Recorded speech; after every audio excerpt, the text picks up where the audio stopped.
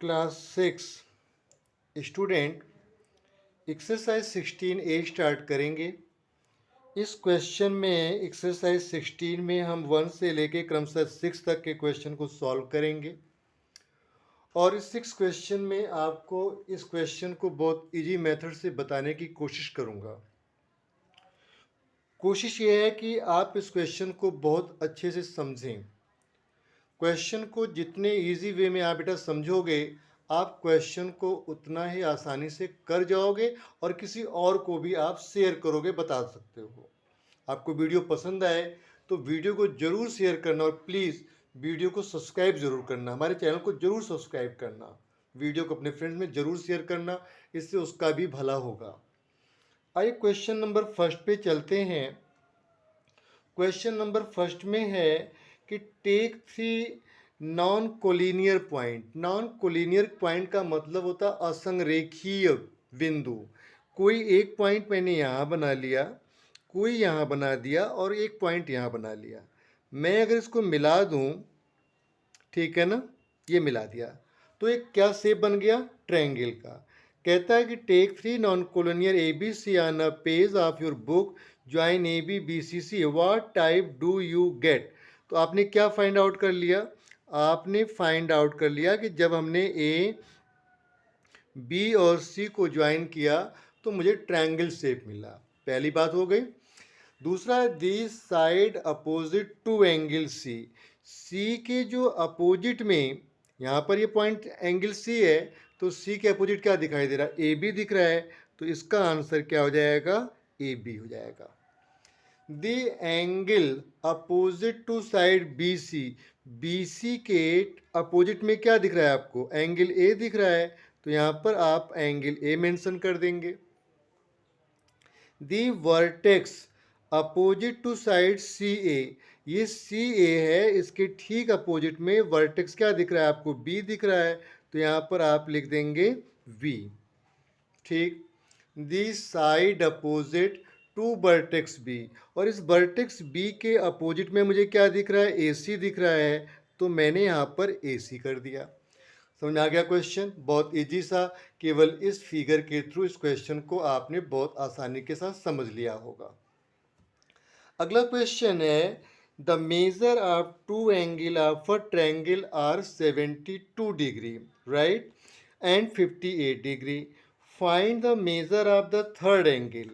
कोई एक ट्रायंगल है, एक सिंबॉलिक फिगर हम यहाँ बना लेते हैं इस तरह का, और इस सिंबॉलिक फिगर में बेटे यहाँ पर कोई एक एंगल बना लेते हैं कि यह ए है, इसका नाम बी दिया, इसका सी दिया। मैंने कहा कि भाई ये 72 है, ये 58 है, तो इस एंगल की मेज़र क्या हो जाएगी, यही तो चीज़ है।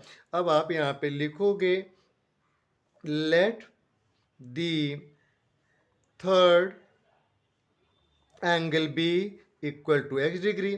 आप यहाँ पे लो एक A angle B plus angle C is equal to 180। यहाँ पर हो जाता है, इसकी प्रॉपर्टी होती है सम ऑफ एंगल्स ऑफ ट्रायंगल। किसी भी ट्रायंगल के तीनों एंगल का सम 180 डिग्री होता है। तो एंगल ए पर आपने एक्स मान लिया, ठीक है, या इसको ए ही लेके चलते हैं, कोई दिक्कत नहीं है, ए ले लिया। बी पर आपने 72 ले लिया और यहाँ हो गया 58, और ये 180 के इक्वल हुआ, 8 टू 10, 12 एंड 1 13, और एंगल ए ये हो जाएगा 180 के इक्वल। एंगल ए क्या हो जाएगा, 180 डिग्री माइनस 130 है, प्लस है, राइट साइड में जाएगा तो माइनस का हो जाएगा, तो एंगल ए की जो वैल्यू आएगी वह 50 डिग्री होगी। ये मेरा आंसर सही है, ये जानने के लिए क्या करेंगे, इस एंगल और इन दोनों एंगल को प्लस कर लें, 180 के इक्वल आएगा, तो एंगल हमारा सही माना जाएगा।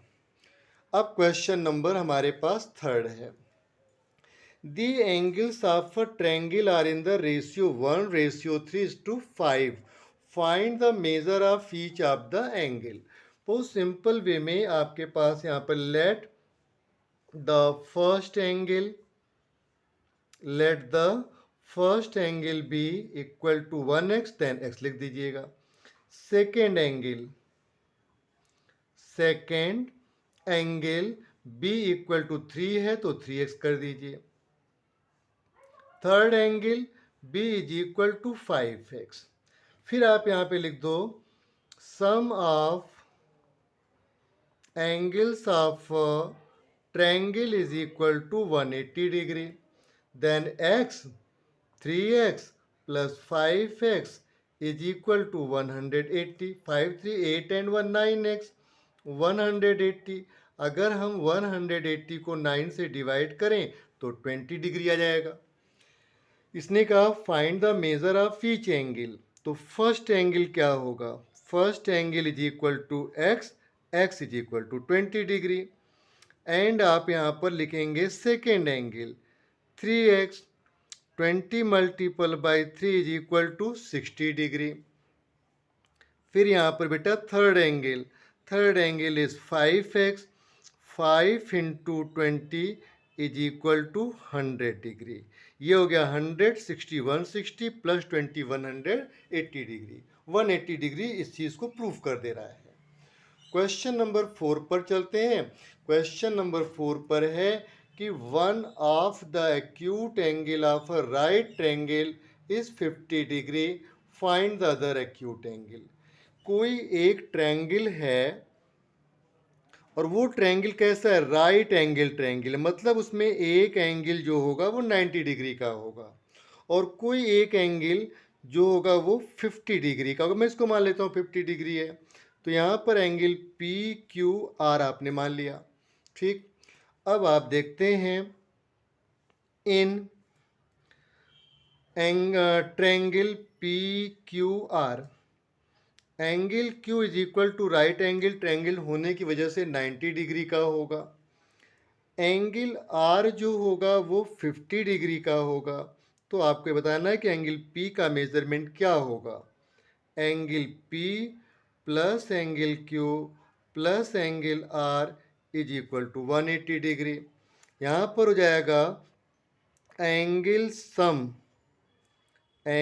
सम प्रॉपर्टी ऑफ अ ट्रायंगल, ठीक।